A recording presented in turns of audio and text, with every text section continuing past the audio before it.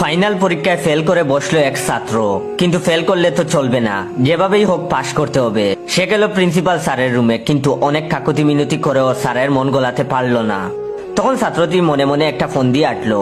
সে গম্ভীর হবার বান করে বলল, স্যার, আমি আপনাকে 3টি প্রশ্ন করব। যদি আপনি সঠিক উত্তর দিতে পারেন আমি আমার রেজাল্ট মেনে নেব, আর যদি উত্তর দিতে না পারেন তাহলে আমাকে পাশ করিয়ে দিতে হবে।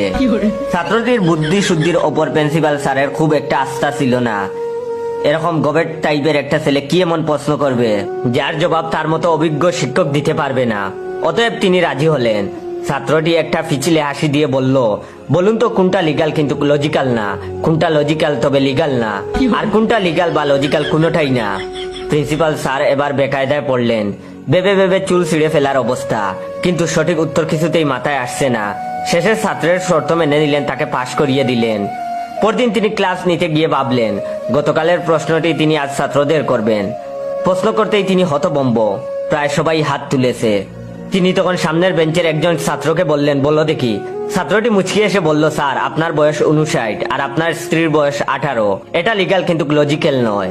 স্যার তখন ছাত্রটিকে তাড়াতাড়ি থামিয়ে দিয়ে বললেন, আরে বস বস হারামজাদা। এটা হচ্ছে ভিডিওর প্রথম পার্ট। দ্বিতীয় পার্ট দেখতে চাইলে অবশ্যই ভাইয়ের রিয়েল পেজ ইওর জয় 420 কে ফলো দিয়ে রাখবেন, আর এই ভিডিওটা বেশি বেশি করে শেয়ার করে দিবেন, তাহলে এই অল্প কিছুক্ষণের